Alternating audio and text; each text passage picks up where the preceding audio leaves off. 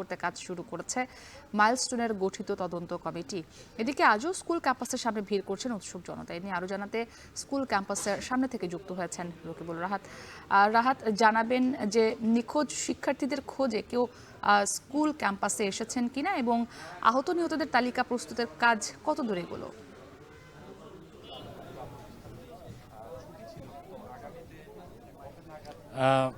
মুক্তি, আজকে আমরা দেখছি যে আজকেও সেই উৎসুক জনতার ভিড়ই মাইলস্টোন স্কুল অ্যান্ড কলেজের ক্যাম্পাসের সামনে। যদিও আজকে কর্তৃপক্ষ স্কুলটির ভেতরে কাউকে প্রবেশ করতে দিচ্ছে না, তবে এই দুর্ঘটনার কারণে আহত নিহত বা কাউকে নিখোঁজ কারো সন্ধানে কিন্তু সকাল থেকে আমরা এখানে আছি। সকাল থেকে আমরা কোনো অভিভাবক বা কাউকে এই জায়গাটিতে আসতে দেখিনি।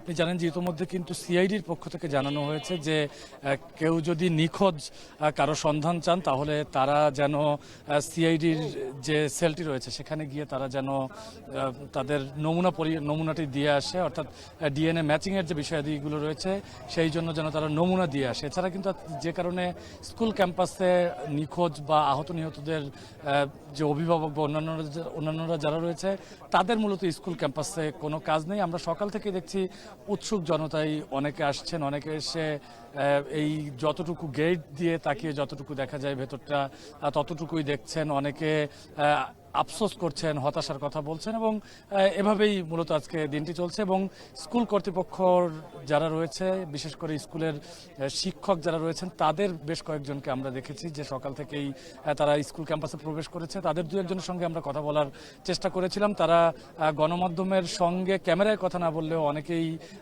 ব্যক্তিগতভাবে জানিয়েছেন যে গতকালকে যে তদন্ত কমিটিটি হয়েছে আহত নিহতদের তালিকা প্রস্তুত এবং অন্যান্য বিষয়াদি নিয়ে, সেই বিষয়গুলো কিন্তু তারা দেখভাল করছেন। অর্থাৎ শ্রেণীকক্ষের যে হাজিরা খাতা রয়েছে সেখান থেকে শুরু করে অন্যান্য যে আরও আনুষঙ্গিক বিষয়গুলো রয়েছে সেগুলো দেখে কিন্তু তারা আরও নিশ্চিত হতে চায় যে